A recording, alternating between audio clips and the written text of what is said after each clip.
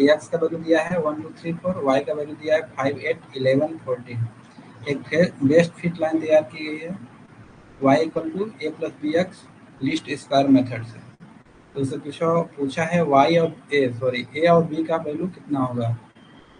तो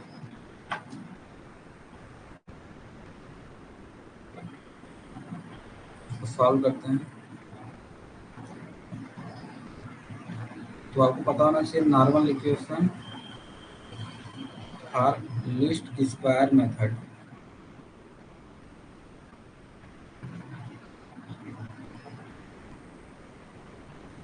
तो least square method में क्या होता है, समेशन y इक्वल टू क्या क्या होता है, n a plus b summation x, और summation x y equal to a summation x plus b summation x square.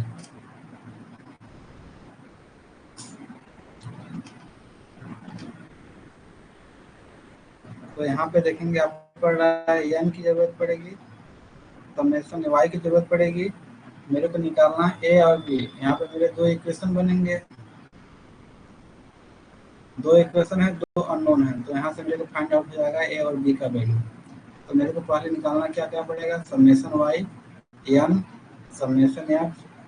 Summation x y और summation of x square.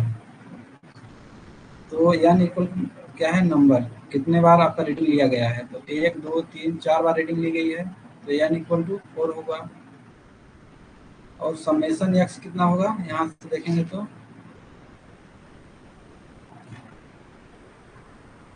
Summation of x कितना होगा, 4 3 7 2 9 1 10। और summation of Y कितना होगा, 38। तो आपको यहाँ से समेशन ऑफ एक्स मिला 10, समेशन वाई मिला आपको 38। समेशन ऑफ एक्स स्क्वायर कितना होगा, 2 + 4 + 9 + 16 मीन्स 30 आ गया समेशन ऑफ एक्स स्क्वायर। और मेरे को क्या निकालना है, समेशन ऑफ एक्स और वाई का। तो क्या होगा, समेशन ऑफ एक्स वाई मतलब इन दोनों का मल्टीप्लाई करते जाएंगे और जोड़ते जाएंगे, ठीक। तो 5 × 1 5 + 8 × 2 16 + 11 × 3 33 + 14 × 4 56। इसको जब एड ऑन करेंगे तो आएगा आपका 110। बस इन ऊपर वाले इक्वेशन में मेरे को पुट कर देना वैल्यू को। तो समेशन वाई कितना आया मेरा 38 इक्वल टू एन है आपका 4, ए प्लस बी है आपका, फिर समेशन एक्स क्या है 10, summation x y 110 equal to a summation x है आपका 10 plus b summation of x square कितना है 30। इक्वेशन 1 हुआ, इक्वेशन 2 हुआ।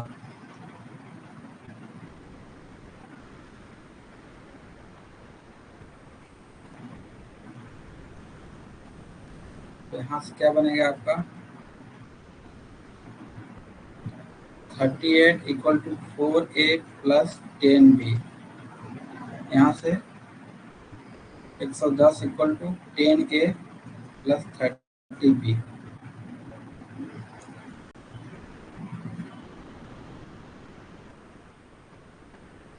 इन दोनों को सॉल्व कीजिए, कितना आ रहा है आप लोगों का,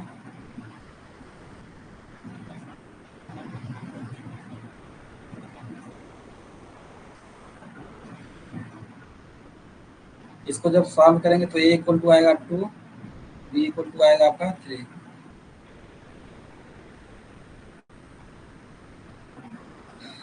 जिसको सॉल्व करते नहीं आ रहा है वो कमेंट करें या मैसेज करें, तो भी मैं बताता हूँ उसको।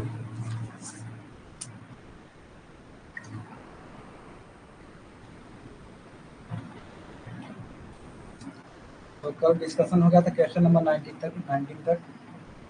आज स्टार्ट करते हैं क्वेश्चन नंबर 20 में है आपका the value of definite integral. पिछला क्वेश्चन सॉल्व कीजिए, ए और बी की वैल्यू निकालिए, देखिए आ रहा है कि नहीं आ रहा है आप से। नहीं आ रहा तो बताइए। 1/√x dx। इसमें 4 ऑप्शन दिया है आपका। A equal to 4, b equal to दिया है 2, सी इक्वल टू दिया है 1, डी दिया है आपका डाइवर्जेंट।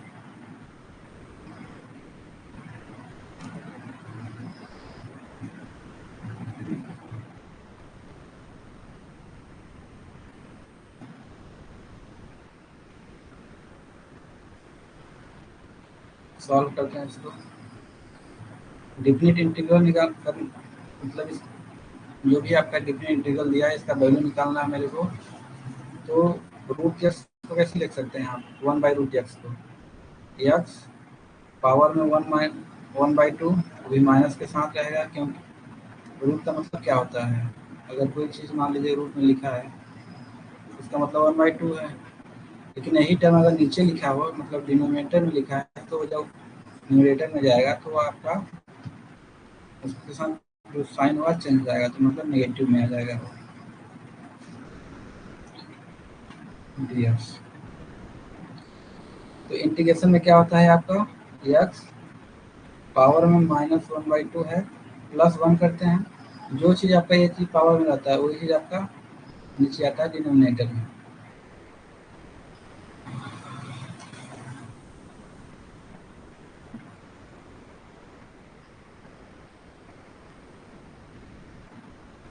तो इसका अपर लिमिट 4 है, लोअर लिमिट 0।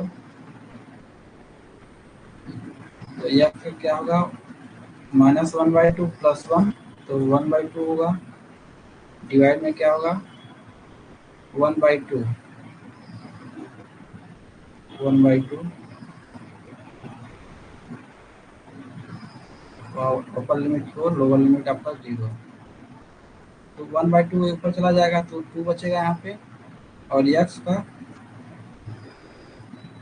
रूट है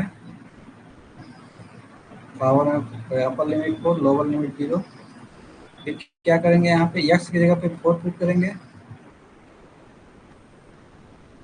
तो 1/2 का मतलब रूट होता है, तो 4 का रूट कर दीजिए। माइनस इधर इस साइड का टर्म 0 हो जाएगा तो उसको छोड़ देते हैं। तो 2 × 2 इक्वल टू क्या? 4। तो ऑप्शन नंबर ए यहाँ से आपका करेक्ट होगा।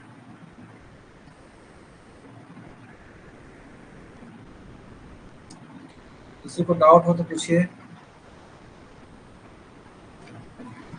क्वेश्चन नंबर 21 इसमें है एक mining company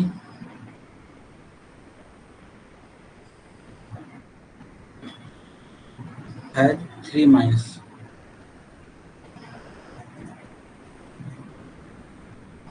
A comma b and c producing 30%, 45% and 25% of its total ore respectively.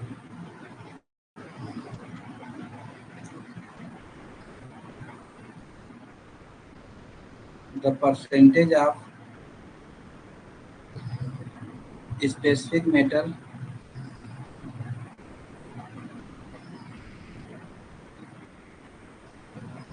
in the ore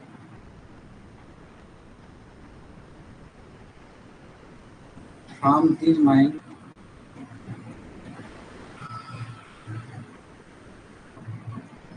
is 2%,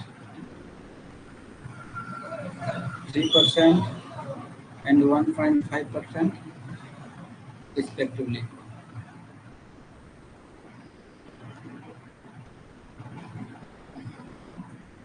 if a ton of ore is found to contain the metal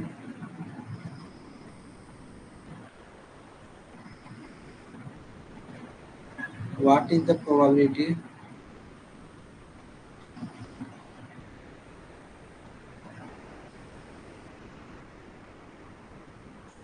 it came from mine B?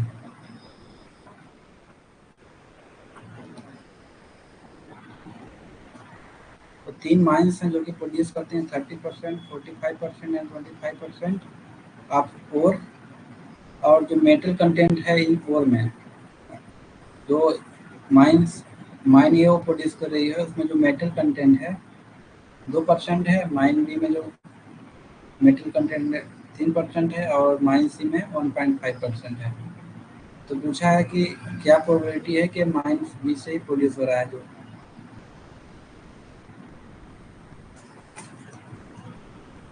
तो इसमें आप क्या लगेगा आपका, इस condition में आपको एक बेस लॉ पढ़े होंगे आप, बाई बेस लॉ। तो जिसका भी पूछा रहे, मान लीजिए माइन बी का पूछा है, तो माइन बी का आप ऊपर लिखिए, बाकी जितने भी टोटल रहेंगे सब चीज़ नीचे लिखिए। तो माइन बी का क्या क्या है, 45% है, तो 0.45 इंटू और 3% है, मतलब 0.03। और नीचे में क्या करना है, जितने भी टोटल बचे हुए हैं, बचेगा नहीं, जितने भी टोटल है ए बी सी तीनों मिला के जो भी आपका समेशन करके नीचे लिख देना है आपको। तो वो क्या होगा, 0.3 into 0.02 plus 0.45 into 0.03 plus 0.25 into 0.015।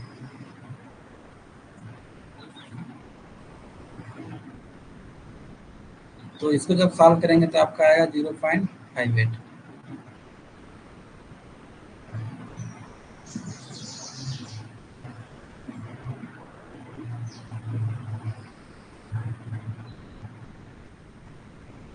अभी तो क्वेश्चन नंबर 14 नहीं 20 था।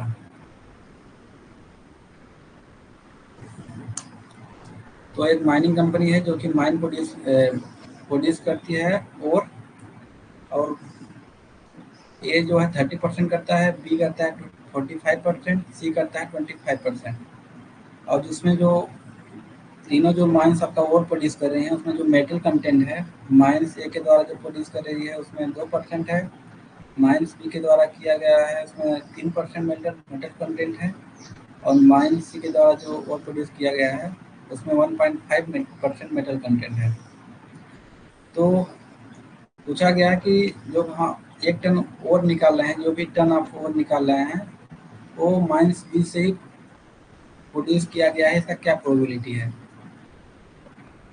तो इसमें सिंपल सा था, आपको बायस रूल पता होना चाहिए।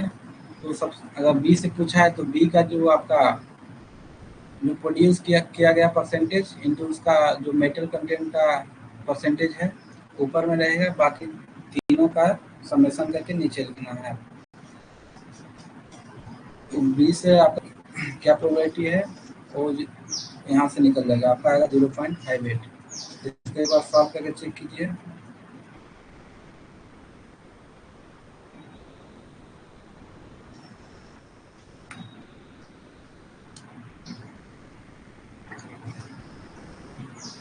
Question number 22,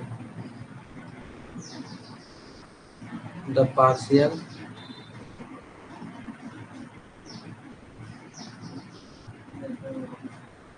partial derivative del by del x square y plus sin xy is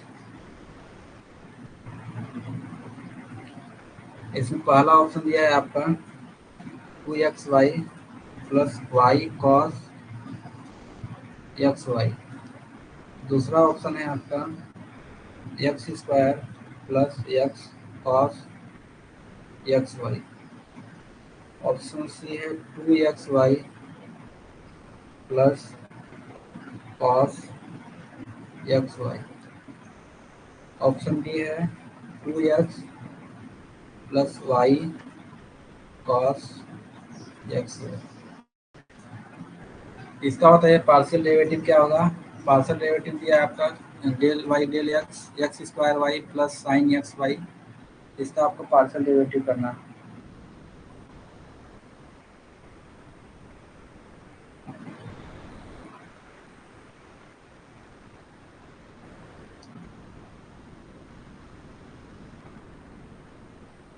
तो आपको यहाँ पे किसके एक्स के रिस्पेक्ट में करना है पार्शियल डेरिवेटिव में,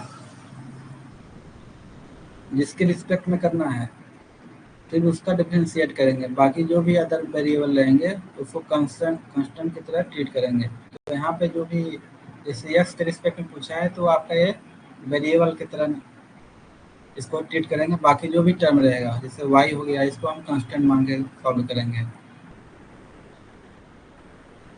तो वाई आपका कांस्टेंट हो गया तो वाई को बाहर कीजिए।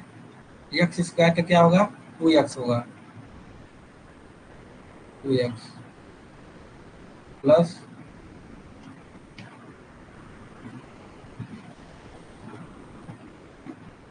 वाई को बाहर निकाले और एक्स स्क्वायर का क्या होगा 2x। तो पहले से मेरे को पता चल गया कि ऑप्शन नंबर बी और डी तो नहीं होगा, बस मेरे को दो ऑप्शन नंबर ए और सी बचा, उसमें से चेक करना है मेरे को। साइन का क्या होता है साइन एक्स है यहाँ पे, साइन एक्स क्या होगा कॉस एक्स होगा कॉस एक्स। फिर अंदर के टर्म का डिफरेंशिएशन होगा आपका पार्शियल डिफरेंशिएशन। तो यहाँ पे क्या होगा एक्स वाई आपका कांस्टेंट है तो वाई को बाहर निकाल दीजिए। एक्स का क्या होता है 1 होता है तो क्या होगा 2xy plus y cos x y. तो ऑप्शन नंबर ए यहाँ से करेक्ट है।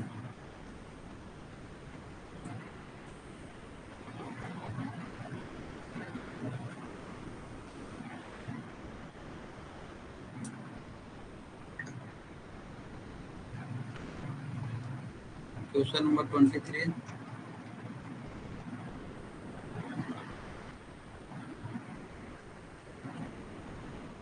एक company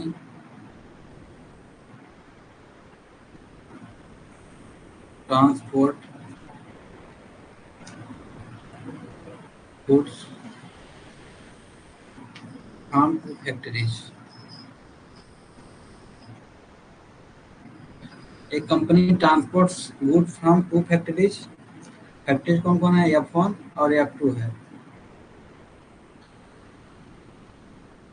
to two ware house,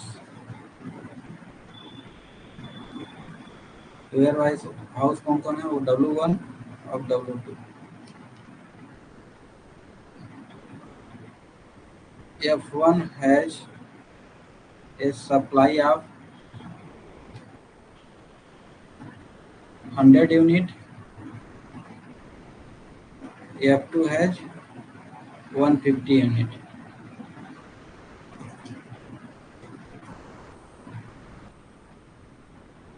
W1 demands 80 unit, W2 demands 120।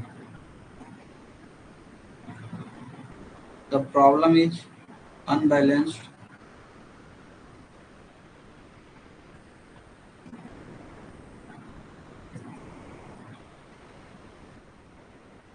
How many dummy unit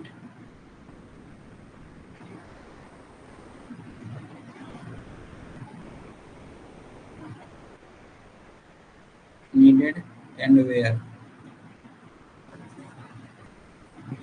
मतलब क्वेश्चन में क्या बोला है कि दो फैक्ट्री हैं आपका F1 और F2 जो कि सप्लाई करती हैं गुड्स को वेयर हाउस में W1 और W2 में। F1 क्या करता है, 100 यूनिट सप्लाई करता है और F2 करता है 150 यूनिट। अब W1 का क्या डिमांड है, 80 यूनिट का, W2 का डिमांड है 120 यूनिट का।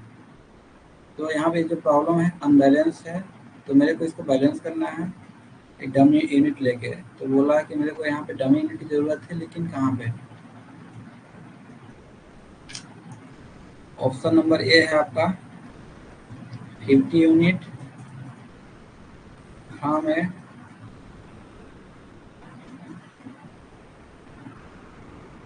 Dummy factory. ऑप्शन बी है आपका 50 unit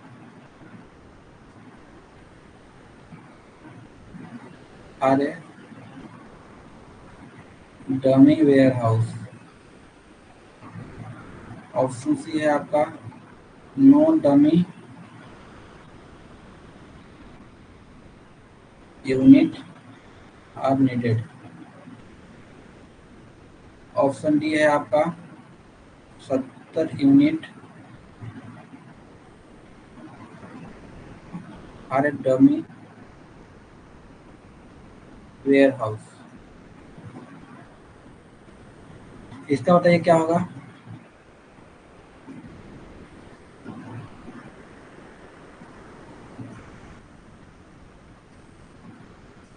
A company transport goods from two factories F1 and F2 to two warehouse W1 and W2. F1 has a supply of 100 unit, F2 has 150 unit. W1 demand 80 unit और W2 demand 120 unit.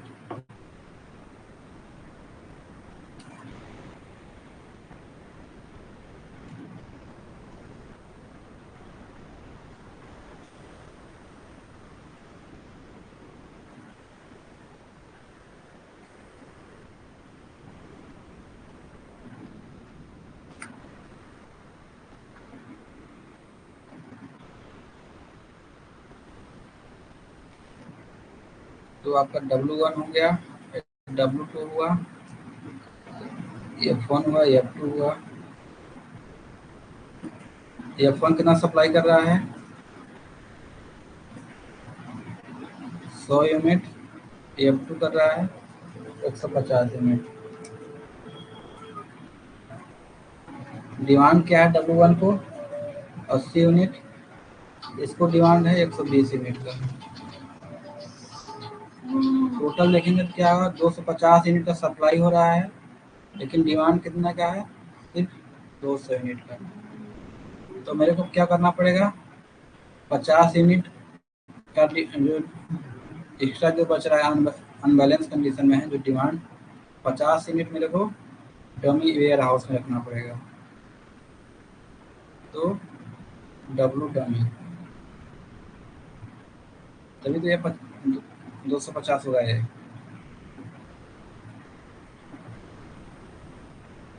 अस्सी plus 120 200 हुआ, इधर से यहाँ 150 plus 100 250 हुआ, तो मतलब 50 minute मेरे को डमी वेयर हाउस में करना पड़ेगा। तो ऑप्शन नंबर बी क्या है, 50 यूनिट हमारे dummy ware house.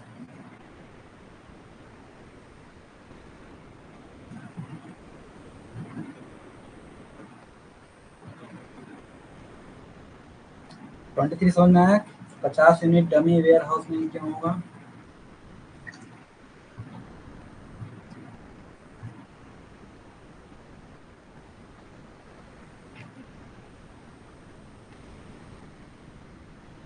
Question number 24,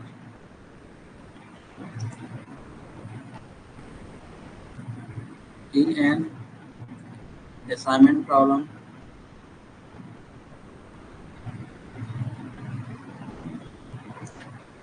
the cost matrix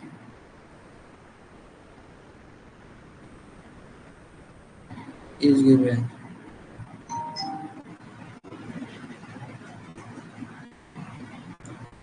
after performing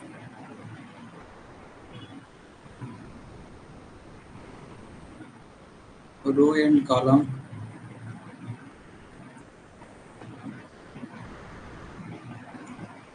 row and column reductions,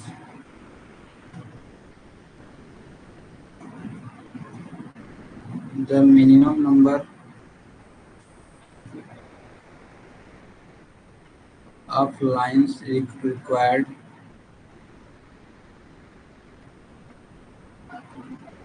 to cover all zeros is 3. Fill the matrix is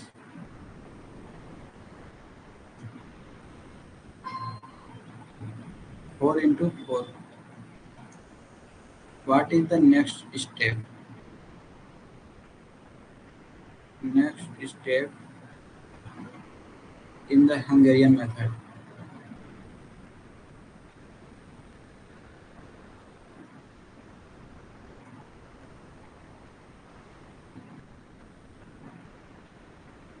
पहला दिया है make the assignment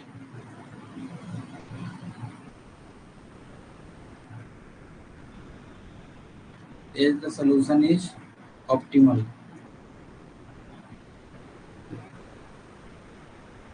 option B क्या है आपका? select the cell with the highest cost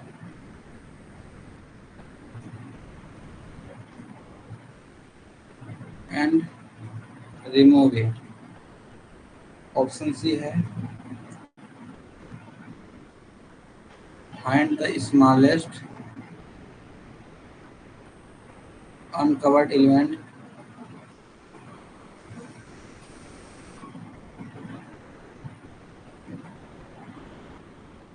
subtract it from all uncovered and add it to element at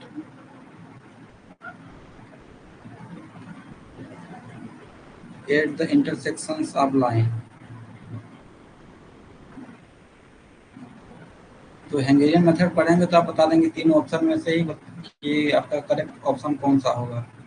option number D है इसका add a dummy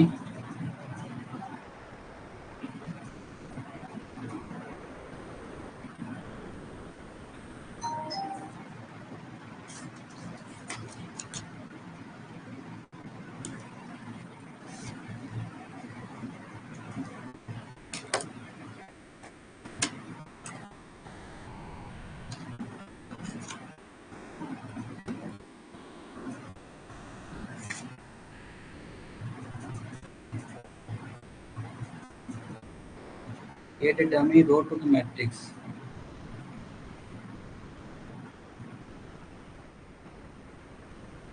बताइए चौथा 24 का करेक्ट ऑप्शन कौन सा होगा?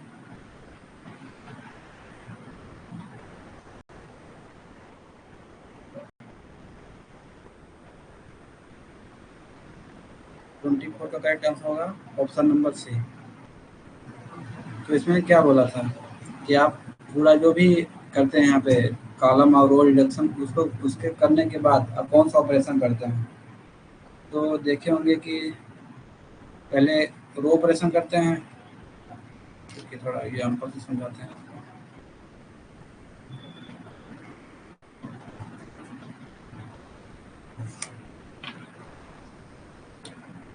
एग्जाम्पल मान लीजिए 5 6 7 4 9 3 2 4 7 6 8 9 1 4 3 2. तो पहले क्या करते हैं रो ऑपरेशन करते हैं. सबसे मिनिमम वाले को पकड़ते हैं. सबसे मिनिमम आपका ए हुआ. फिर इसमें आपका सबसे मिनिमम ए हुआ. सबसे मिनिमम इसमें ए हुआ. सबसे मिनिमम आपका इसमें ए हुआ.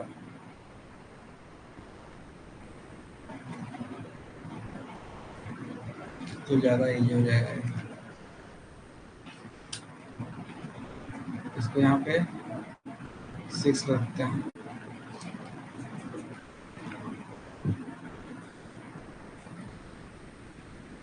और सबसे छोटा इसमें ए हो गया।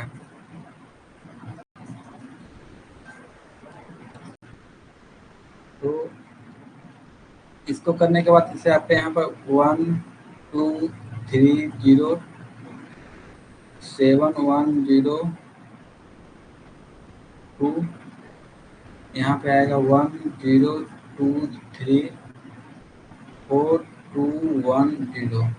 फिर आप क्या करते हैं, कॉलम ऑपरेशन करते हैं। कॉलम में देखते हैं सबसे छोटा कौन सा है।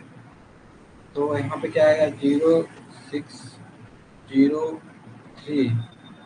यहाँ पे आएगा आपका, इसमें 0 सबसे छोटा 0 है तो माइनस किसी में से नहीं होगा। इसमें भी आपका 0 है।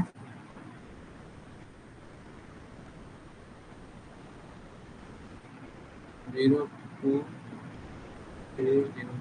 मतलब मैं रो ऑपरेशन किया, इसके बाद मैं कॉलम ऑपरेशन किया। इसके बाद क्या करते हैं, वो क्वेश्चन में पूछा है। तो सबसे बेसिक सा रूल क्या है लाइन खींचने का। सबसे पहले यहाँ चलेंगे आपका रो वाइज। यहाँ पे देखेंगे 2 0 है, तो इस रो को हम कट नहीं कर सकते। अभी अब चलेंगे सेकेंड रो में। सेकेंड रो में आपका 1 0 है। इस रो 0 को सेलेक्ट करेंगे। जब इस रो को सेलेक्ट करेंगे तो इस कॉलम को हम कट कर देंगे। ठीक। अभी इस रो को हम सिलेक्ट नहीं कर सकते क्योंकि यहाँ पे डबल 0 है। अब फोर्थ रो में चलते हैं, तो इसमें 1 0 है। इसको सेलेक्ट करते हैं, इस कॉलम को कट कर देते हैं। ठीक। इसके बाद इधर से चलेंगे, मतलब रो वाइज चल चुके हैं, अब कॉलम वाइज चलेंगे। कॉलम वाइज चलेंगे तो यहाँ पे 2 0 इसको नहीं कर सकते। यहाँ चलेंगे तो यहाँ पे आपका 1 0 है, इसको कट कर देंगे।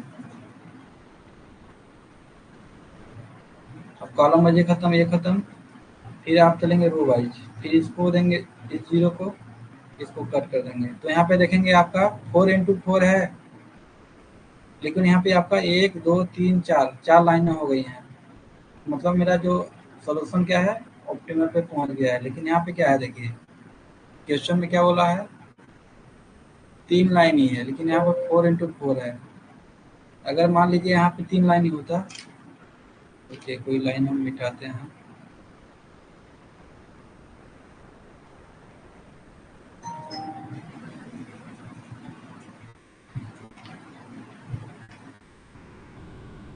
यहाँ पे मान लीजिए आपका 4 आ रहा है, तो इसमें क्या करेंगे, हम सबसे छोटे वाले को पकड़ेंगे जो आपका अनकवर्ड एलिमेंट है। तो मान लीजिए 1 है सबसे छोटा, तो जितने भी अनकवर्ड हैं उसमें से 1 माइनस करेंगे सभी में से। जितने भी इंटरसेक्शन पॉइंट है, मान लीजिए यहाँ पे आपका एक इंटरसेक्शन पॉइंट है, तो इंटरसेक्शन पॉइंट पे मान लीजिए इंटरसेक्शन पॉइंट है, तो यहाँ पे प्लस 1 करेंगे, यहाँ पे प्लस 1 करेंगे। सेम ही प्रोसेस बोला है। तो आप अगर सॉल्व किए होंगे हंगेरियन मेथड, तो ये आराम से बना लेंगे कौन सा ऑप्शन करेक्ट है। तो थोड़ा क्वेश्चन लेंदी था, बाकी ऑप्शन इजी था। तो क्या चलते हैं क्वेश्चन नंबर 25 पे।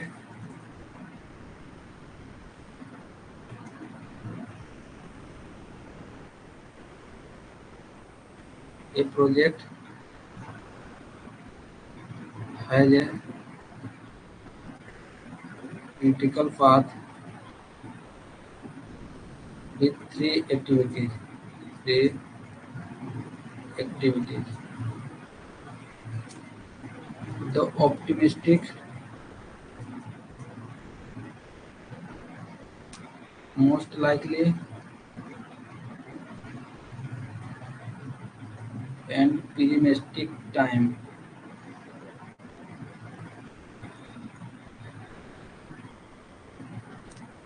Estimate for these activities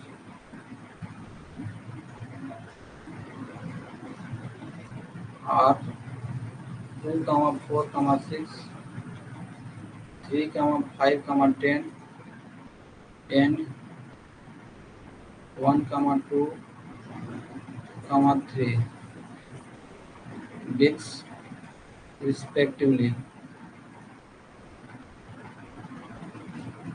What is the expected duration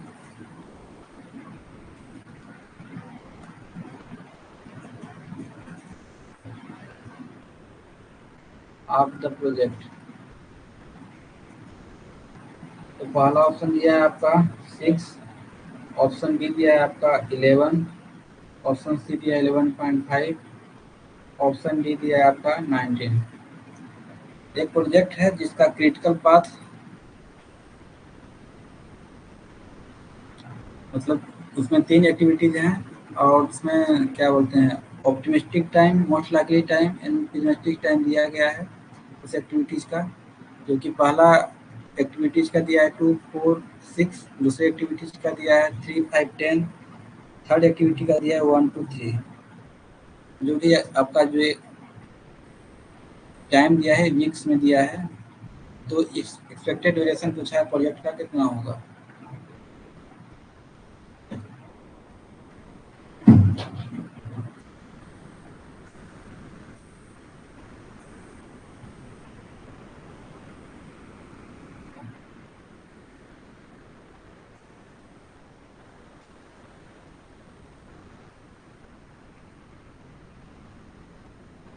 तो एक्सपेक्टेड टाइम कैसे निकालते हैं, सॉल्व करते हैं।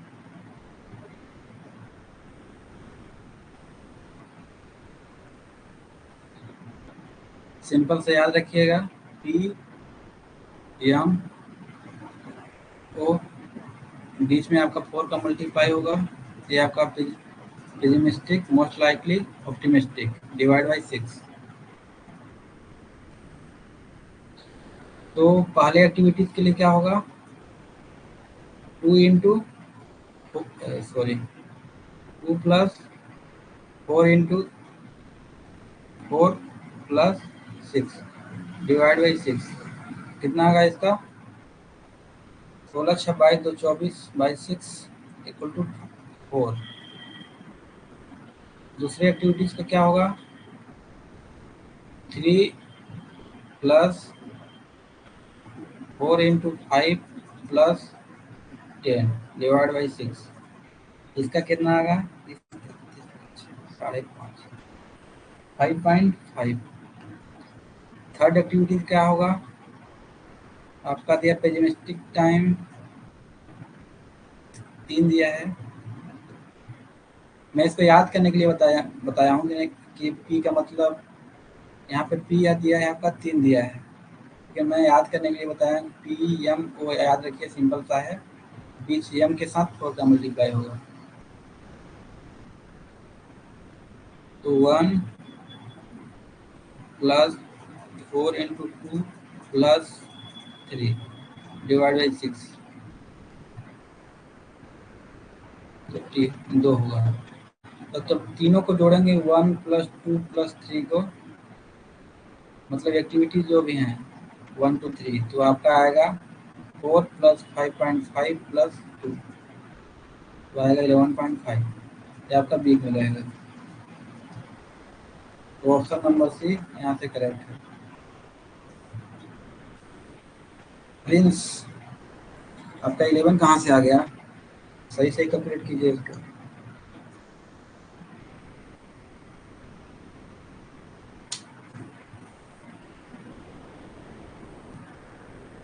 Question number 26, in A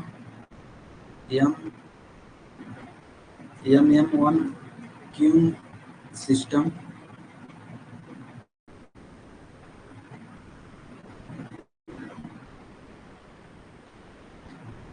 the arrival rate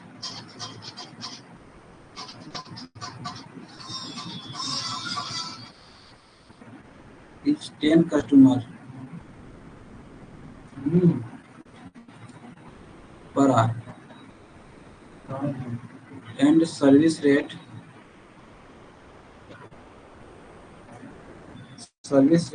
is 15 customer per hour। What is the average number of customer in the queue? What is the average number of customer in the queue? पहला option दिया है 0.2, option b दिया है 0.2, option c दिया है आपका 1.33, option d दिया है 0.67।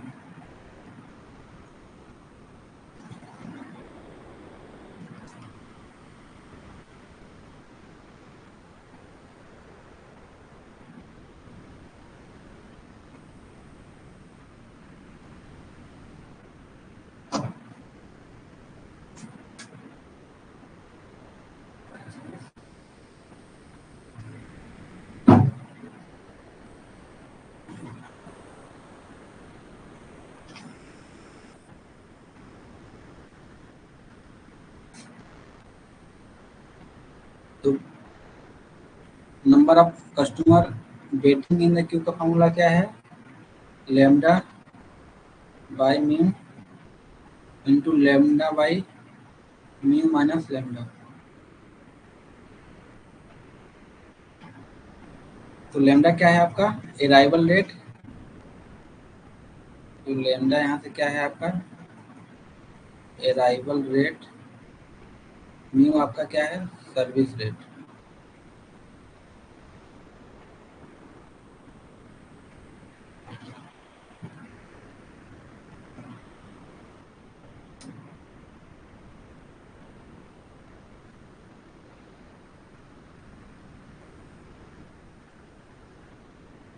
तो लैम्डा यहाँ पे आपका 10 है, म्यू आपका 15 है,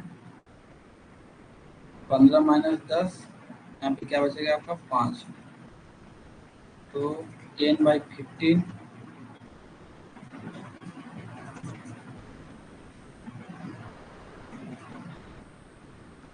इंटू ऊपर में 10 नीचे में 5, तो कितना हुआ यहाँ पे? 100 डिवाइड बाई 75, तो आएगा आपका 1.33। तो ऑप्शन नंबर सी यहाँ से करेक्ट है।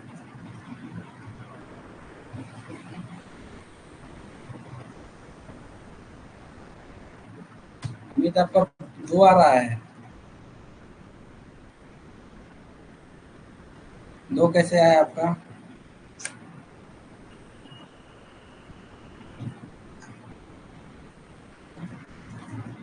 Question number 27। डाउट हो तो पूछिए आप लोग, जब तक नहीं पूछेंगे तो मैं क्या ही समझूंगा आपको समझ में आ रहा है या नहीं आ रहा है। नहीं पूछे मतलब इसका समझ में आ रहा है आप लोगों से अच्छे से। अगर डाउट हो तो पूछिए यार, बस आपको कमेंट तो करना है, मैसेज कर दीजिए। Staff reading on the benchmark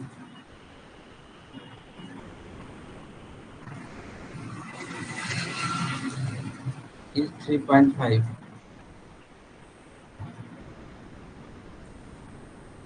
The instrument is set up at a height of 1.8 meter above the ground.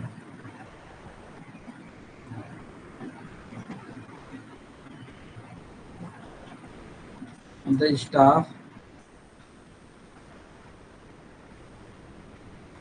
reading on the point is 4.8 meter. If the RL of benchmark is 100 meter, calculate the RL of the point. इसको बताइए क्या होगा? आप सर्वे तो पढ़े हैं आप लोग ने, ये तो इजी सा क्वेश्चन है, बताइए क्या होगा इसका? सभी लोग कमेंट कीजिए। ऑप्शन नंबर ए है आपका 96.5, ऑप्शन नंबर बी है आपका 98.7, ऑप्शन सी है 95.9, ऑप्शन डी है 101.3।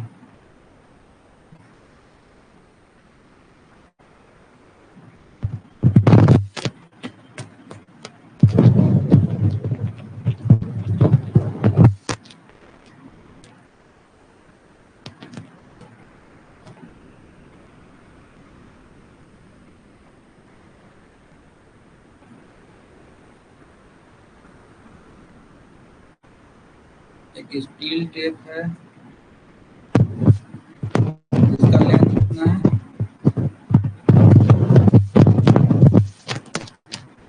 स्टील टेप का standard length 30 metre.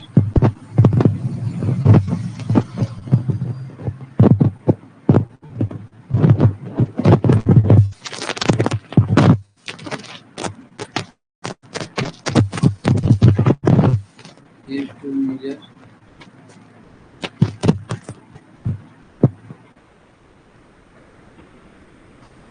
line of 300 length.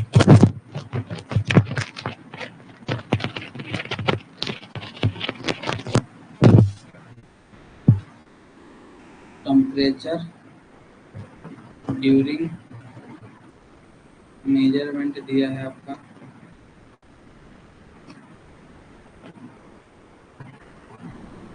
25 degree Celsius.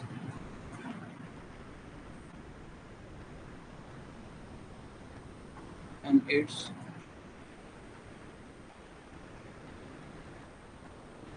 coefficient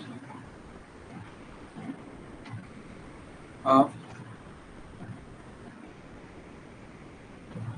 linear expansion is 0.0000011 degree Celsius.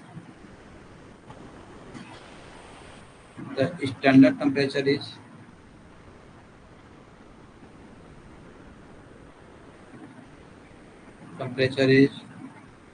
20 degree Celsius.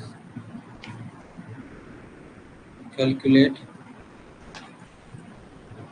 the error in the measured length. इसमें 4 option दिया है आपका 0.165, option b दिया है आपका 0.0165, ऑप्शन सी दिया 1.65, ऑप्शन डी दिया 0.00165।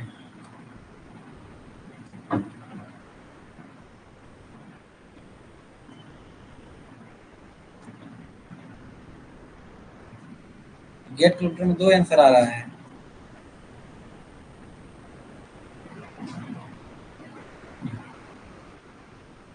कौन सा गेट कैलकुलेटर है भाई?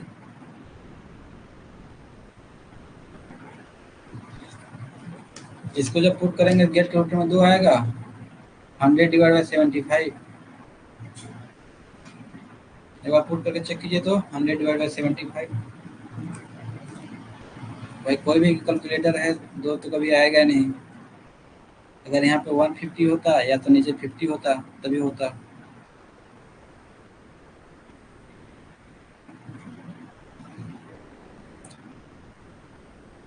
इसको तो मैं बता चुका हूँ 27 का, एक बार देख लीजिए। यहाँ पे इंस्ट्रूमेंट हाइट दिया है आपका 1.8 मीटर, ये आपका बेंच मार्क मान लीजिए है। इसका RL दिया है आपका 100 मीटर, और इसका जो हाइट दिया है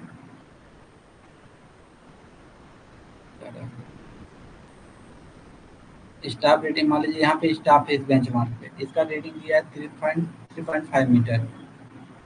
एक मेरा यहाँ पे एक अनदर पॉइंट है जिसका रेटिंग क्या शो हो रहा है 4.8 मीटर। तो मेरे को इस पॉइंट का RL पूछा है, तो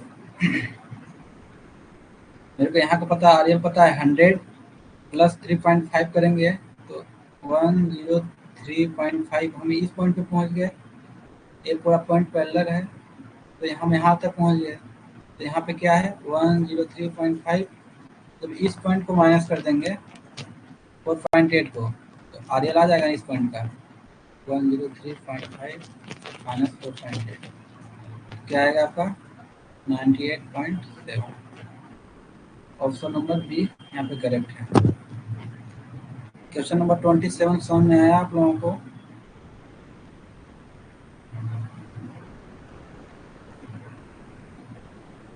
क्वेश्चन नंबर 27 समझ में आया कैसे हुआ 98.7?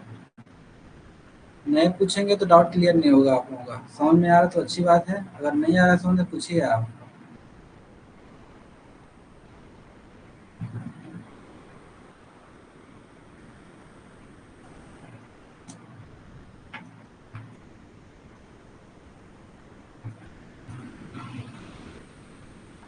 तो रिलेटिव टेम्परेचर का फॉर्मूला पढ़ेंगे आप, L alpha del T. L है आपका लेंथ, लेंथ दिया 300 मीटर, अल्फा दिया है आपका 0.0000011 into del T. Del T मतलब चेंज इन टेम्परेचर, मतलब इसका जो स्टैंडर्ड टेम्परेचर है 20 डिग्री सेल्सियस, लेकिन जब मेजर्ड कर रहे थे उस समय टेम्परेचर कितना शो हो रहा है 25 डिग्री सेल्सियस, मतलब चेंज इन टेम्परेचर कितना है 5। इसको मल्टीप्लाई करेंगे तो आएगा आपका 0.0165 metre.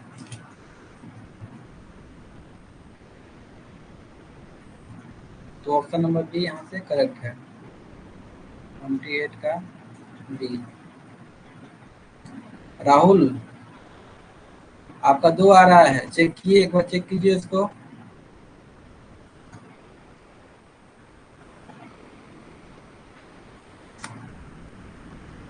Question number 29,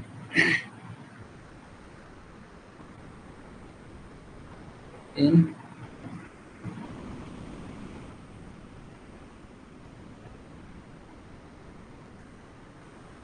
टेक्योमेट्रिक surveying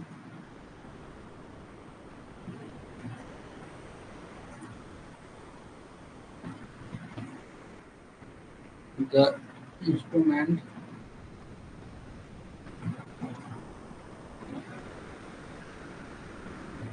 constant is 100,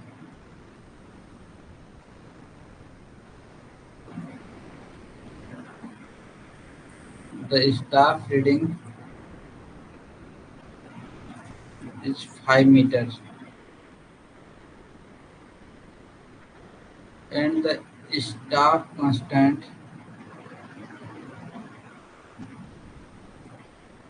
is 0.1।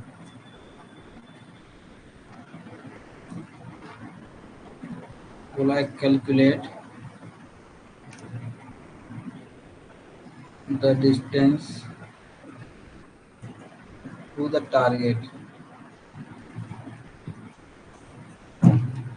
इसमें आपका 4 ऑप्शन दिया है। पहला दिया है 510 मीटर, ऑप्शन बी दिया है 500.1 मीटर, ऑप्शन सी दिया है 500.5 मीटर, ऑप्शन डी दिया है आपका 550 metre.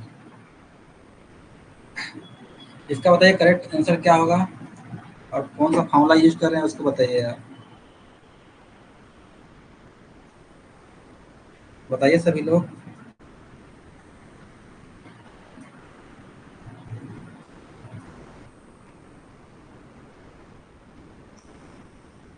Theodolite used in trigonometry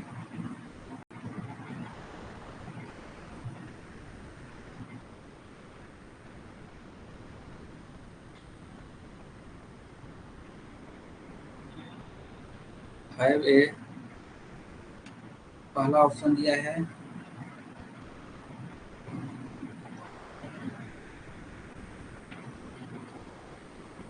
horizontal circle only. Option b दिया है आपका वर्टिकल सर्किल ओनली।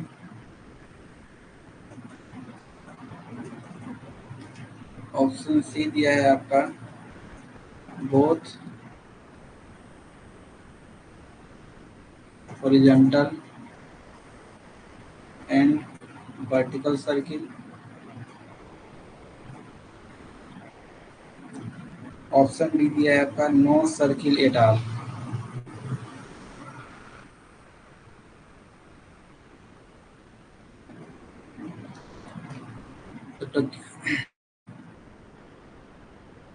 तो डॉक्यूमेंट्री सर्वे में जो आपका थेडोलाइट यूज होता है उसमें हॉरिजॉन्टल सर्किल भी होता है, वर्टिकल सर्किल भी होता है। हॉरिजॉन्टल सर्किल क्या करता है, हॉरिजॉन्टल डिस्टेंस मेजर करेगा, वर्टिकल सर्किल वर्टिकल डिस्टेंस। तो ऑप्शन नंबर सी यहाँ से करेक्ट है।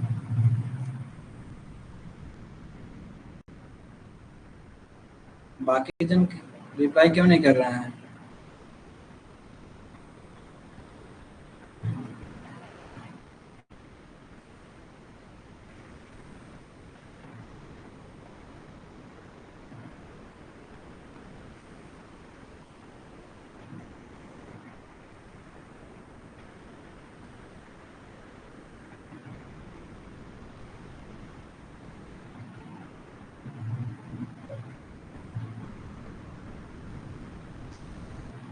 तो 29 का करेक्ट आंसर क्या होगा? बी होगा। तो सिंपल सा इसमें फॉर्मूला लगाना था, डी इक्वल टू के एस प्लस सी। यहाँ का गिवन क्या क्या है? एस दिया है आपका 5, के दिया है 100, सी दिया है 0.1। अभी भी बोल रहे हैं हो सकता है, सर्वे पूरा खत्म हो चुका है लेकिन आपको नहीं पता है बेसिक सा फॉर्मूला है अभी, तो सोचिए कंडीशन आपकी, मतलब इससे सिंपल क्वेश्चन हो ही नहीं सकता सर्वे में। और बाकी लोग का कमेंट देख के मेरे को लग रहा है क्या ही समझ रहे हैं वो लोग। अगर आप सर्वे पढ़े होंगे तो ये तो पता होना चाहिए ना आपको, एक बेसिक सा फॉर्मूला है डी इक्वल टू के एस प्लस सी, सबसे बेसिक सा फॉर्मूला सर्वे का। अगर आप इस क्वेश्चन पे कमेंट नहीं कर सकते कि इसका आंसर क्या होगा, फिर आप सर्वे करता पढ़े ही नहीं फिर।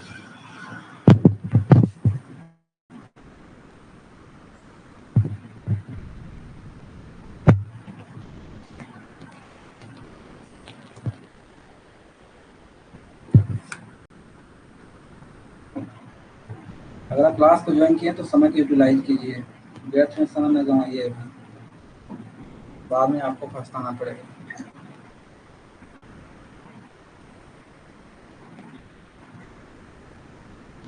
Question number 31, in triangulation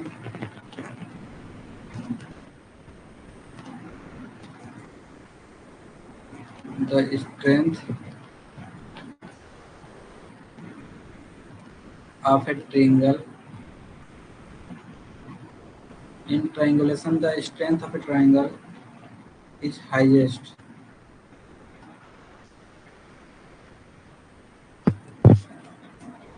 when the angle between two lines is,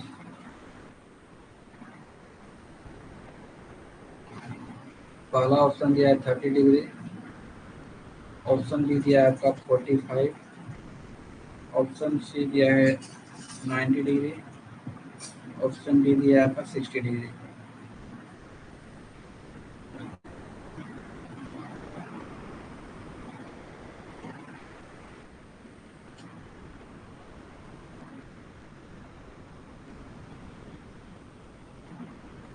तो करेक्ट आंसर क्या होगा? 60 डिग्री।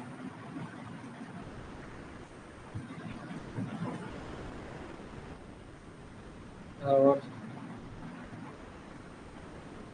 60 डिग्री का अगर एंगल बन रहा है तो उसको कौन सा ट्रायंगल बोलते हैं?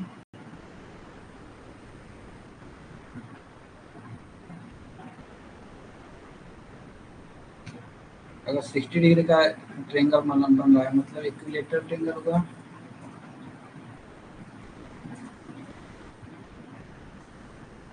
तो उसको क्या बोलते हैं? Well condition triangle.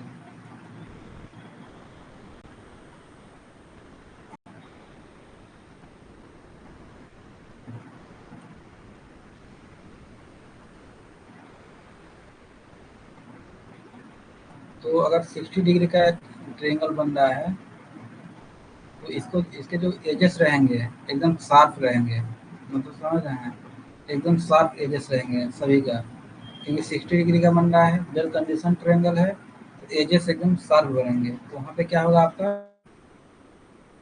मेन तो इसका जो क्या था कि एक स्ट्रेंथ प्रोवाइड करेगा, ठीक है ना, लेकिन इससे और एक क्या रूल बन गया है कि यहाँ पे एरर होने का जो चांसेस है बहुत कम, बहुत कम होता है।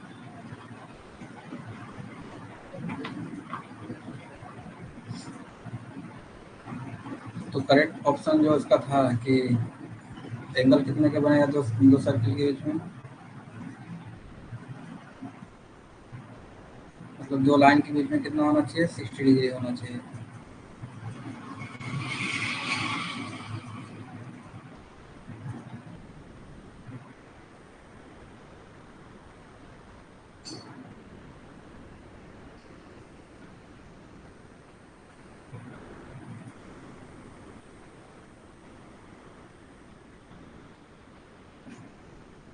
चलते हैं क्वेश्चन नंबर 32 पे। बोला है 8 x = 0, द फंक्शन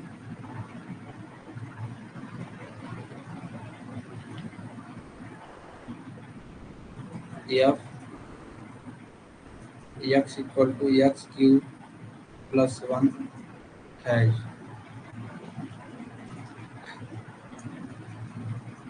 पहला ऑप्शन क्या है?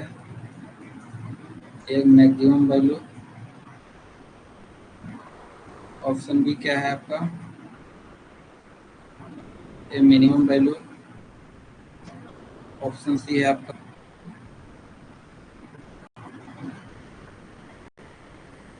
ए सिंगुलरिटी।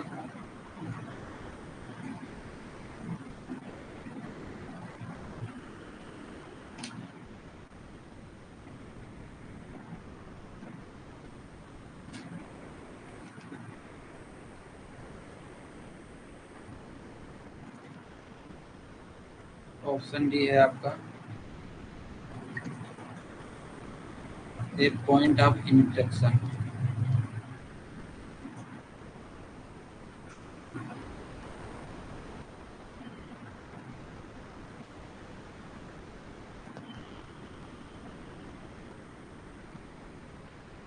तो चेक करते हैं मैक्सिमम मिनिमम है कि इंफ्लेक्शन पॉइंट है, कौन सा पॉइंट है। चेक करने के लिए क्या करना पड़ेगा मेरे को? डिफ्रेंशिएट करना पड़ेगा मेरे को इसको।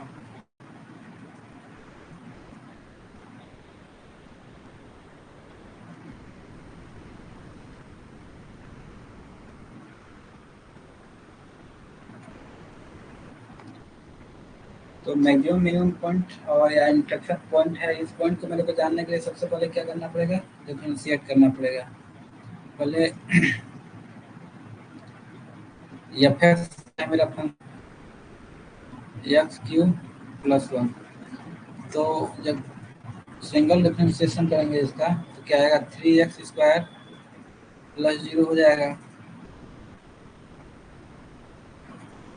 ठीक। अब मेरे को मैक्सिमम मिनिमम जानना है, मैक्सिमम वैल्यू मिनिमम वैल्यू, तो क्या करेंगे? मैं इसको सेकंड डिफरेंशिएशन करेंगे, मतलब डबल डिफरेंशिएशन करेंगे। क्या आएगा इसका? 3x² का क्या होगा डिफरेंशिएशन? 2 सामने जाएगा तो 3 × 2 6 हो जाएगा, और x के पावर में 1 बचेगा।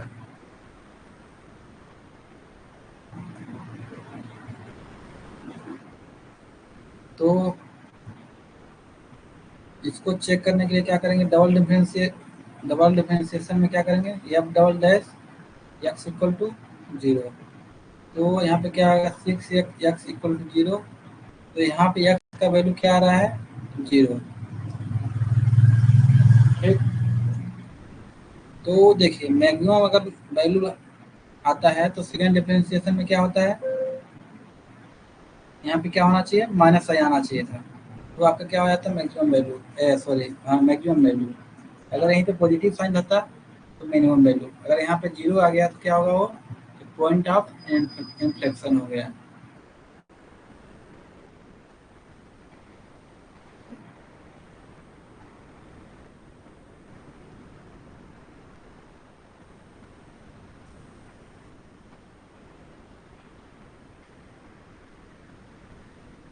इसको चेक करना पड़ेगा आपको कि एक्चुअली में एक्स जीरो पे मेरा पॉइंट ऑफ इन्फ्लेक्शन है या नहीं है। पॉइंट ऑफ इन्फ्लेक्शन का मतलब क्या हुआ कि यहाँ यहाँ पे आपका जो इस पॉइंट पे आपका अगर थोड़ा लेफ्ट साइड जाएंगे तो साइन चेंज हो रहा है या नहीं हो रहा है, राइट साइड जा रहे हैं तो साइन चेंज हो रहा है या नहीं हो रहा है। तो or X greater than zero, अगर एक्स की जगह पे वन रखते हैं तो आपका क्या होगा, F double dash X equal to कितना था आपका 6x था। तो एफ डबल डैश एक्स क्या आएगा यहाँ पे 6 × 1 6। अगर यहीं पे हम एक्स को लेस देन जीरो रखते हैं मतलब एक्स इक्वल टू -1 रखते हैं, एफ डबल डैश आपका 6x था, 6 × -1 मतलब -6। तो यहाँ से मेरे को क्या समझ में आया कि जीरो के अगर लेफ्ट साइड जा रहे हैं तो साइन चेंज हो रहा है, राइट साइड जा रहे हैं तो फिर भी साइन चेंज हो रहा है, मतलब यहाँ पे पॉइंट ऑफ इन्फ्लेक्शन। मतलब मेरा क्या है कि कर्व के मान लीजिए यहाँ पे जीरो है, ठीक, मेरा कर्व मान लीजिए ऐसा बन रहा है, समझ रहे हैं, मतलब यहाँ पे साइन चेंज हो रहा है, मान लीजिए यहाँ पे नेगेटिव है तो यहाँ पे पॉजिटिव है।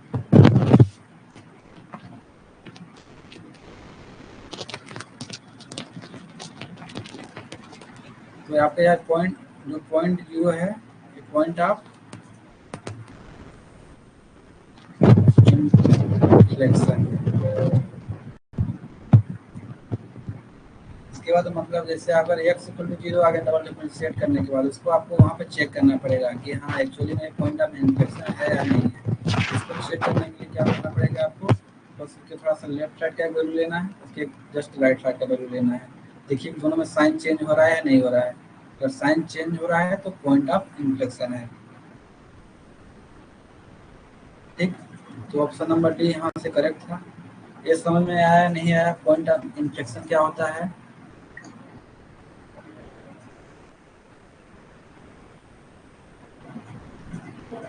बताइए पॉइंट ऑफ इन्फ्लेक्शन समझ में आया नहीं आया, जल्दी कमेंट कीजिए आप लोग।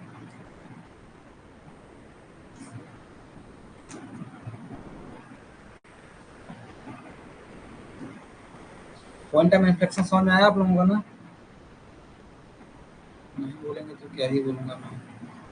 Question number 33।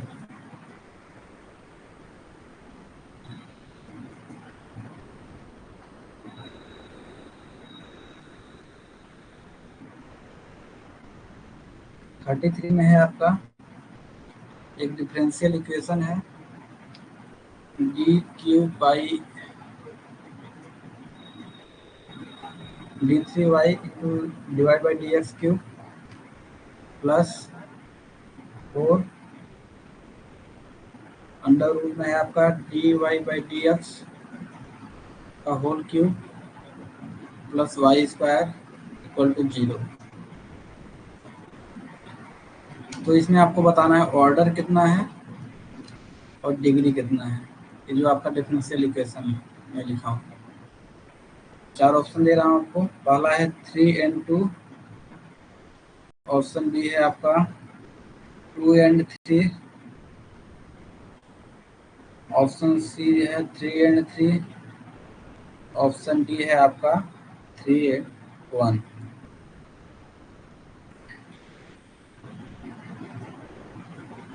इसका बताइए क्या होगा। डिफरेंशियल इक्वेशन दिया है आपका d cube y divide by D x cube plus 4, फिर अंडर रूट में है आपका d Y by D x का whole cube plus y square.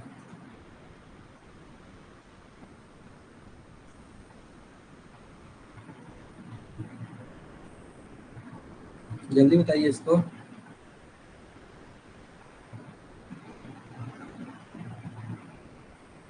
33 का ए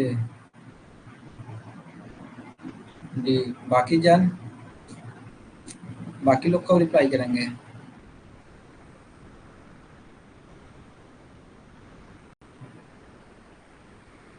तो ऑप्शन नंबर ए इसका करेक्ट है।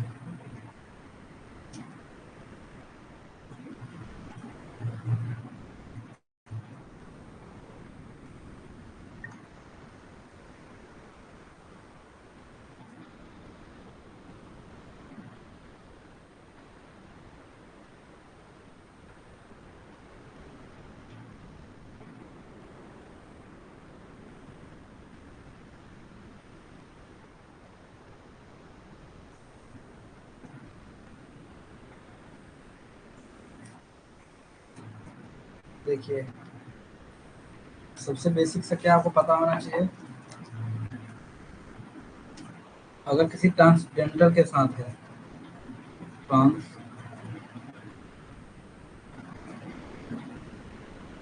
ट्रांससेंडेंटल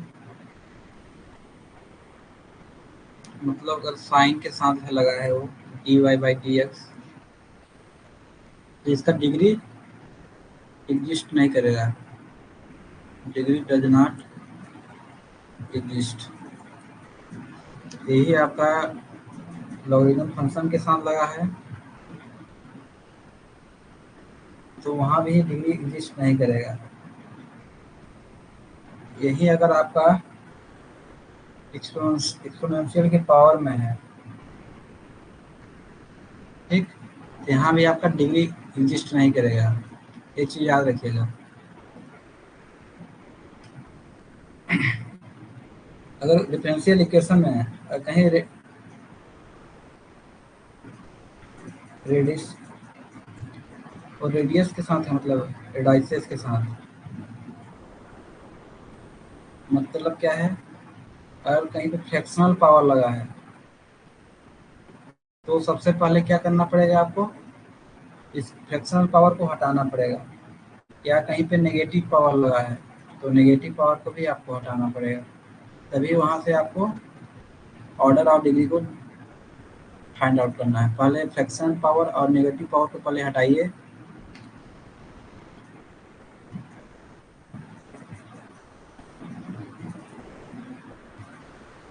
इनको एलिमिनेट करने के बाद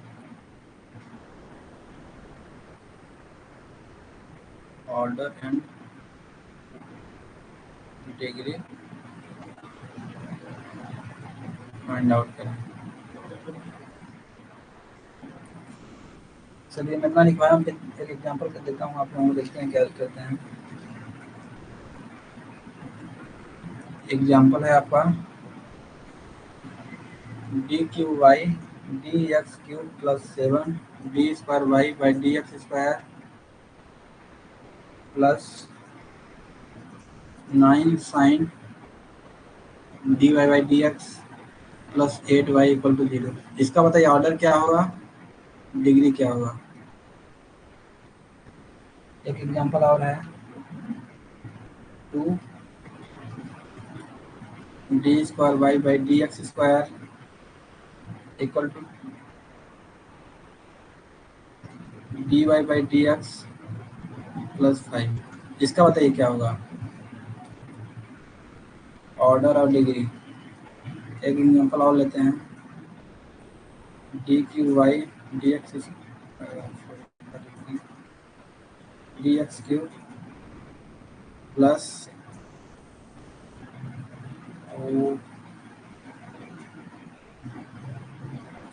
9 d Y by D x equal to sine y. इन तीनों को बताइए ऑर्डर और डिग्री क्या होगा। तो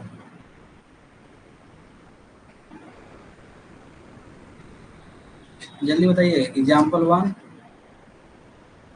एग्जाम्पल 2, एग्जाम्पल 3, जल्दी कमेंट कीजिए।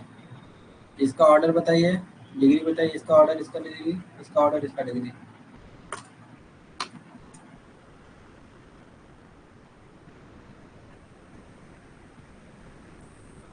जल्दी बताइए, 1 मिनट में आगे बढ़ जाएंगे।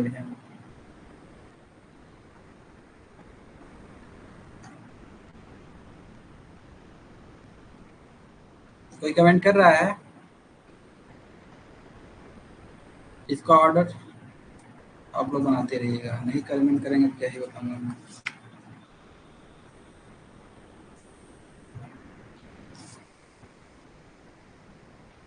Thirty four the number of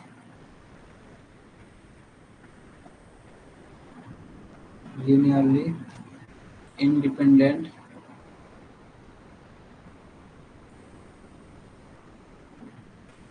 eigen vector of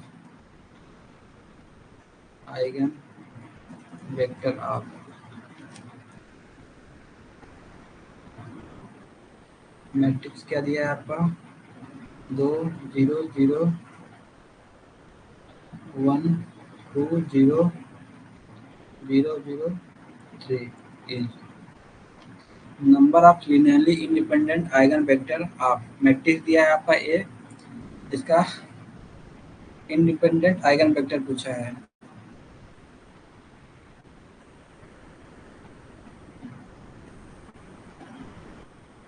बाकी का नहीं बन रहा है। देखिए मैं यहाँ क्या बताया, अगर किसी ट्रांसडेंटल के साथ है तो वहाँ पे डिग्री एग्जिस्ट नहीं करेगा। तो साइन एक ट्रांसडेंटल है, इसके साथ आपका डिफरेंशियल फंक्शन लगा है तो यहाँ पे डिग्री एग्जिस्ट नहीं करेगा, डिग्री डज नॉट एग्जिस्ट। लेकिन ऑर्डर क्या होगा इसका? 3 होगा।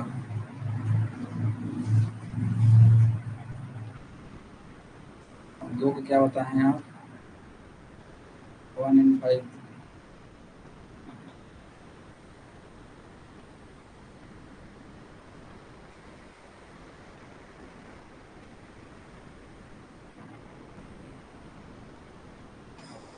इसका ऑर्डर 2 होगा, सॉरी इसका ऑर्डर 2 होगा, लेकिन डिग्री क्या होगा? 3। इसका ऑर्डर क्या होगा? 3 होगा और डिग्री क्या होगा? 1 होगा। आप लोग नहीं पूछेंगे तो मैं अपने से क्या ही बताऊंगा। आप लोग पूछिए जहाँ भी डाउट हो, फिर मैं बताता हूँ। तो आइगन वेक्टर निकालने के लिए पहले क्या करना पड़ेगा आपको? आइगन वैल्यू निकालना पड़ेगा इसके मैट्रिक्स का।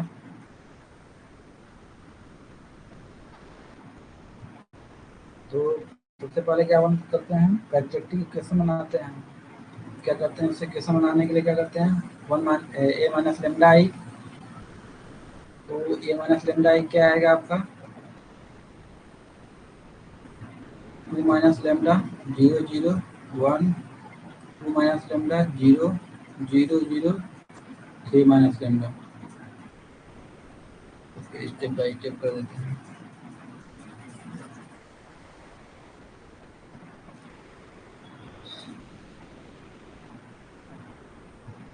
तो ये आपका क्या है? 2 0 0 1 2 0 0 0 3 माइनस लेमडा आई क्या होता है? Identity matrix 0 0 0 1 0 0 0 1।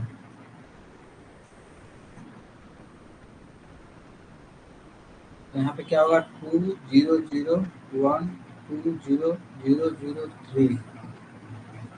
ठीक, इस लेमडा का अंदर अंदर में मल्टीप्लाई होगा तो लेमडा यहाँ पे जाएगा, यहाँ पे जाएगा और यहाँ पे जाएगा। फिर क्या होगा? 2 माइनस लेमडा 2 माइनस लेमडा, बाकी के साथ तो 0 ही है तो कुछ आएगा नहीं, 0 सॉरी।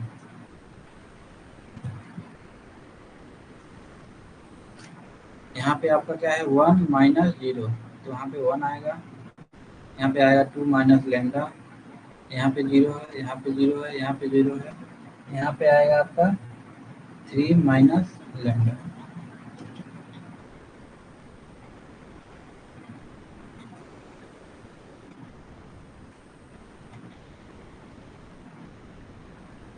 इसको सॉल्व करेंगे तो क्या आएगा आपका?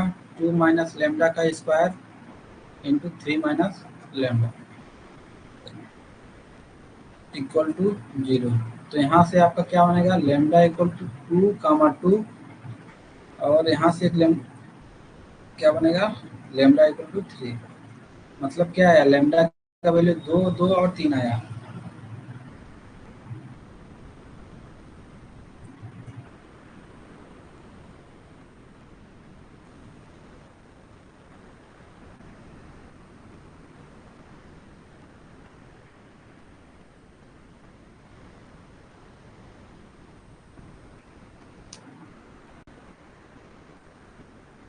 तो मेरे को अगर लिनियरली इंडिपेंडेंट आइगन वेक्टर निकालना है तो पहले क्या करना पड़ेगा, मेरे को नलिटी निकालना पड़ेगा मैट्रिक्स का।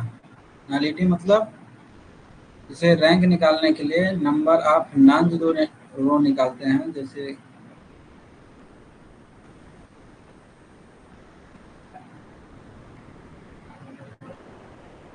तो नॉन जीरो रो क्या क्या है, यहाँ पे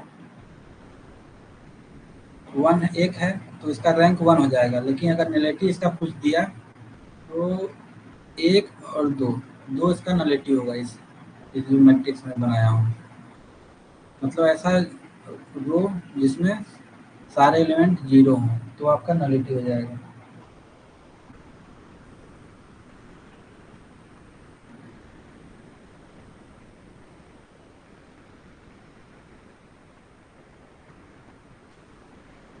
तो नलिटी निकालने के लिए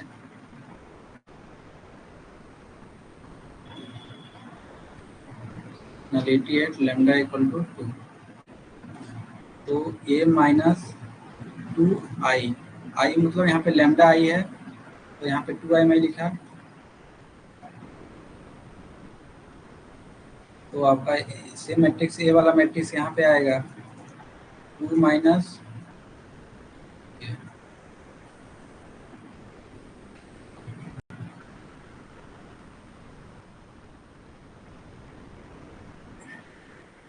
ए माइनस लेमडा आई।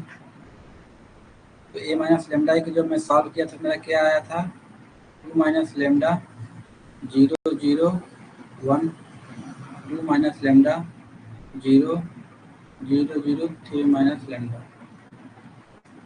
तो लेमडा की जगह दो दो रखिए, तो 2 माइनस 2 0, 0, 0, 1, 2 माइनस लेमडा मतलब 2, 2 माइनस 2 0, यहाँ पे 0, यहाँ पे 0, यहाँ पे 0, 3 माइनस लेमडा मतलब लेमडा का वैल्यू 2 है तो यहाँ पे 1 आ जाएगा। तो इसका नलिटी क्या होगा, 1 होगा। मतलब ऐसा रो जिसमें सारे एलिमेंट जीरो हैं, तो एक ही रो है इसमें तो इसका नलिटी 1 हो जाएगा। अगर कैलकुलेशन करना है, nullity equal to number of column minus rank of matrix. तो नंबर ऑफ कॉलम 3 है, माइनस रैंक कितना है 1 और 2, तो नलिटी इसका 1 आ जाएगा। तो यहाँ से क्या मिला आपको, ओनली वन इंडिपेंडेंट वेक्टर।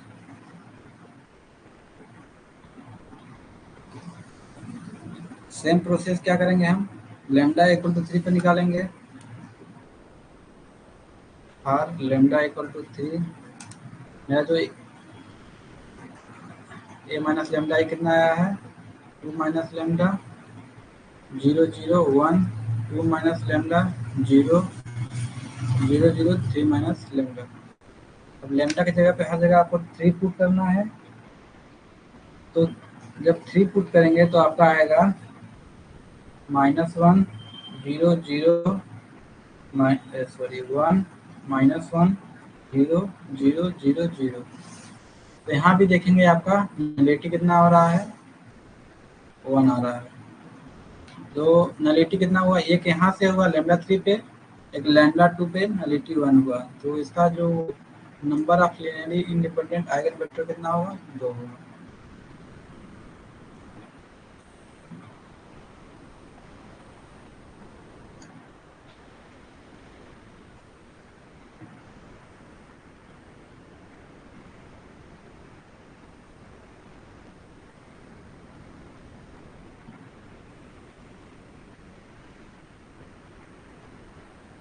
हाँ जरूर जरूर, 50 पे ही रन करेंगे।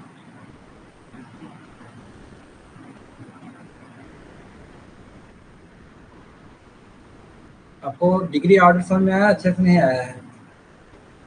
डिग्री ऑर्डर निकालते आना चाहिए, क्योंकि एक नंबर का क्वेश्चन जरूर आता ही, लगभग आ जाएगा, बहुत इंपॉर्टेंट है, इजी भी है, इसमें कोई दिमाग दिमाग नहीं लगाना है।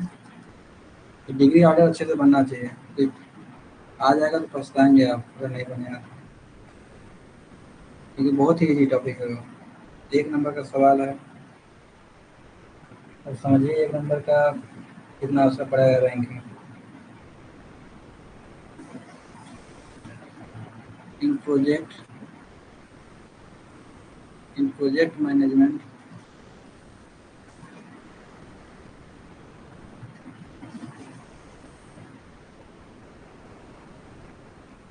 What does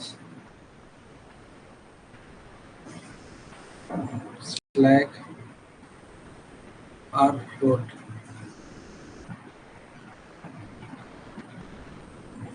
are an activity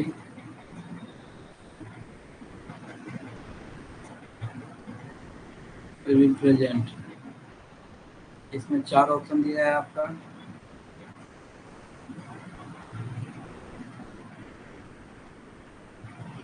the amount of time an activity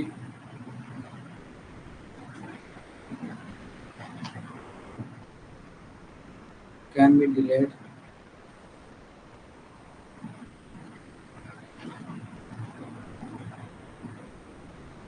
without delaying the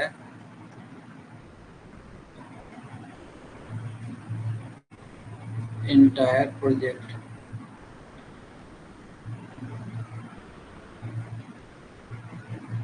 option b है the time required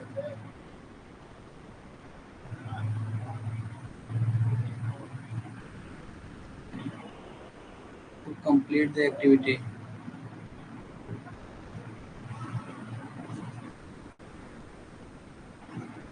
option C है आपका the cost incurred if the activity is delayed।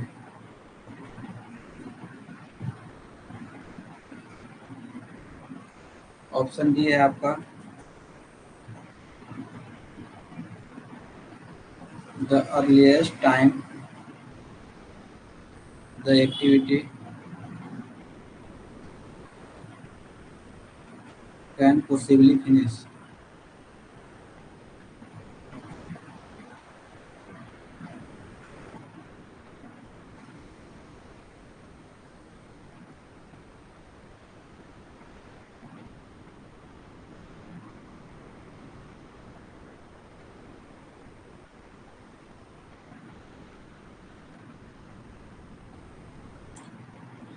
Question number 34 में एक matrix दिया है, उसने पूछा है number of linearly independent eigen vector.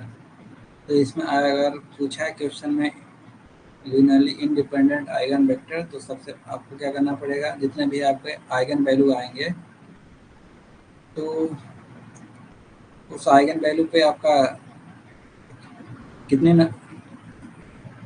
मतलब एक आइगन वैल्यू पे कितने नेगेटिव मिल रहे हैं उसको फाइंड आउट करना है। नेगेटिव मतलब मैं यहाँ पर फॉर्मूला लिखवा दिया हूँ, number of column minus rank का मैट्रिक्स। रैंक आपको पता होना चाहिए, रैंक पता क्या है, तो रैंक आपका नंबर ऑफ नॉन जीरो रोज। तो नंबर नॉन जीरो रोज मतलब ऐसा रोज जिसमें सारे एलिमेंट जीरो ना हो, तो आपका क्या होगा, नॉन जीरो रोज। तो नेगेटिव निकालने के लिए आपको नंबर ऑफ कॉलम यहाँ पे एक दो तीन माइनस रैंक का मैट्रिक्स।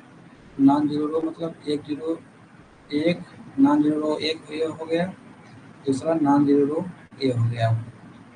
नॉन जीरो रो मतलब ऐसा रो जिसमें सारे एलिमेंट जीरो ना हो। तो आइगन वैल्यू निकालने के लिए एक सिंपल सा करेक्टरिस्टिक इक्वेशन का फॉर्मूला पढ़े होंगे आप, ए माइनस लेमडा ए। ये आपका जो लैम्डा होता है आइगन वैल्यू होता है। तो ए आपका सेम ए मैट्रिक्स आ गया यहाँ पे नीचे माइनस लेमडा आई आपका आइडेंटिटी मैट्रिक्स हो गया। ये चीज़ आपको पता होना चाहिए। आइडेंटिटी मैट्रिक्स, आइडेंटिटी मैट्रिक्स में क्या होता है, जितने भी डायगोनल एलिमेंट होते हैं वो जीरो होते हैं, सॉरी 1 होते हैं, बाकी जितने भी रेस्ट एलिमेंट हैं वो सारे जीरो होंगे। आइडेंटिटी मैट्रिक्स में डायगोनल एलिमेंट 1, बाकी रेस्ट एलिमेंट जीरो। तो बस आपको लेमडा का अंदर मल्टीप्लाई कर दीजिए, तो लेमडा का सारे एलिमेंट के साथ मल्टीप्लाई हुआ तो जीरो के साथ तो जीरो होगा, 1 के साथ मल्टीप्लाई हुआ तो लेमडा हो गया। तो फिर आपका एक मैट्रिक्स यहाँ और आपका दूसरा मैट्रिक्स है, तो 2 minus lambda 1 minus zero 1, 0 minus zero 0, इसको तो कर ही लेंगे यहाँ तक।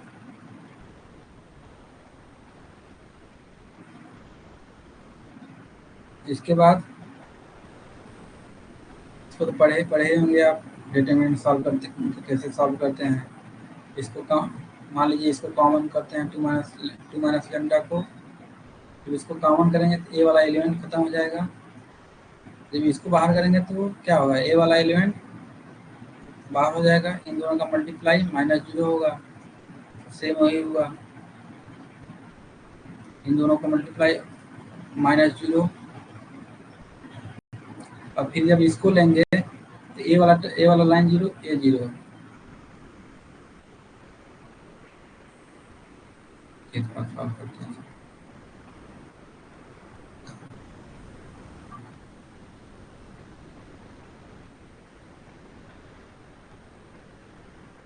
सिंपल सा कि उतना सॉल्व करने की जरूरत नहीं है, आपको डायगोनल एलिमेंट उठाइए।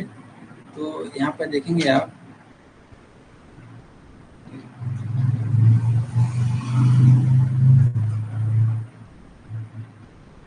यहाँ पे क्या है, 2 minus lambda into 2 minus lambda into 3 minus lambda, आपका डायगोनल एलिमेंट हो गया। तो यहाँ से आपका लेमडा इक्वल टू 2 हुआ, यहाँ से आपका लेमडा इक्वल टू 2 हुआ, यहाँ से लेमडा इक्वल टू 3 हुआ। सेम मैं इसको यहाँ पे पुट डाउन कर दिया हूँ। अब मेरे को रिलेटिव फाइंड आउट करना है, तो लेमडा के जगह पर 2 पुट कीजिए इस इक्वेशन में, ठीक। तो लेमडा इक्वल टू जब 2 पुट किए तो नलिटी कितना आया मेरा, 1 आया। फिर जब लेमडा की जगह पर 3 पुट किए तो वहाँ पे नलिटी मेरा क्या आया, 1 आया। यहाँ भी नलिटी 1 आया, वहाँ पे नलिटी 1 आया, तो टोटल नलिटी कितना हुआ,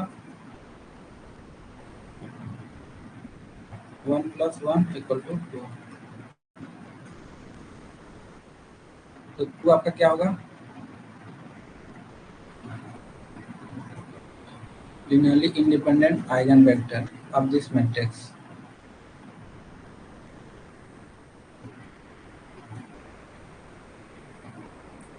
तो एक क्वेश्चन एक क्या था, project management what does slack और float for an activity represent.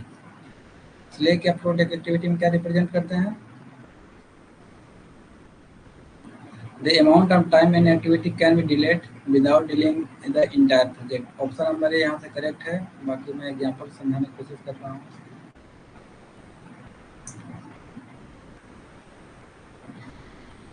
ये क्वेश्चन बहुत बार एग्जाम में आया है, थोड़ा ध्यान रखिएगा।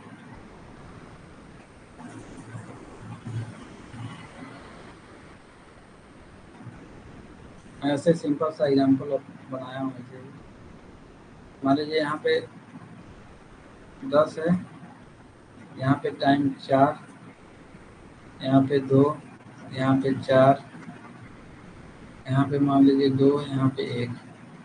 तो इसका जो क्रिटिकल पाथ क्या होगा, 10 यहाँ पे है, 10 × 14 2, 16 यहाँ पे बन रहा है। तो मतलब क्रिटिकल पाथ ये है, 16 आ रहा है। और जो इससे जस्ट कम वाला टाइम कितना आ रहा है, 10 + 4 14 आ रहा है। और यहाँ के 10 2 12 1 13। तो मिनिमम कितना माइनस कर सकते हैं इस क्रिटिकल पाथ से कि मेरा जो क्रिटिकल टाइम हो रहा है वो डिस्टर्ब ना हो। तो 16 में से हम 14 घटाएंगे तो हम माइनस कर सकते हैं। तो इसमें सेम क्वेश्चन में ही बोला है ऑप्शन में, the amount of time in activity can be delayed without delaying the entire project. यही आपका स्लैग या फ्लोट का काम है। मतलब आप क्या किया यहाँ पे, दो दो इसको कुछ भी मान सकते हैं, 2 घंटे, 2 वीक, मतलब इसको मैं इतना डिले किया हूँ, फिर भी मेरे प्रोजेक्ट पे कुछ असर नहीं पड़ेगा।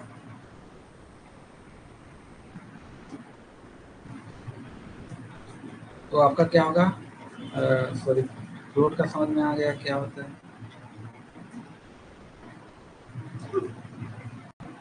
तो ये आज का last question, question number 36।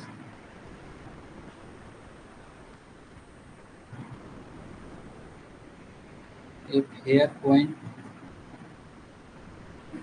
Is tossed n times, एक कॉइन है जिसको हम n टाइम टॉस करते हैं।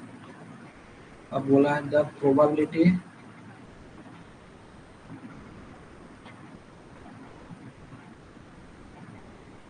that the difference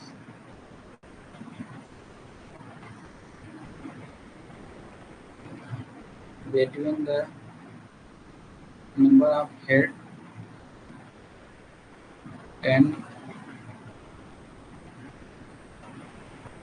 tail is n minus 3 inch. पहला ऑप्शन दिया है आपका 2 की पावर -m, बी दिया है आपका 0, ऑप्शन सी दिया है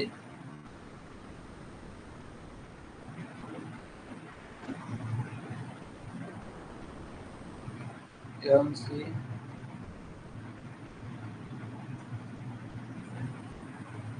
n-3, 2 की पावर -m, लास्ट ऑप्शन दिया है आपका 2 - m +3।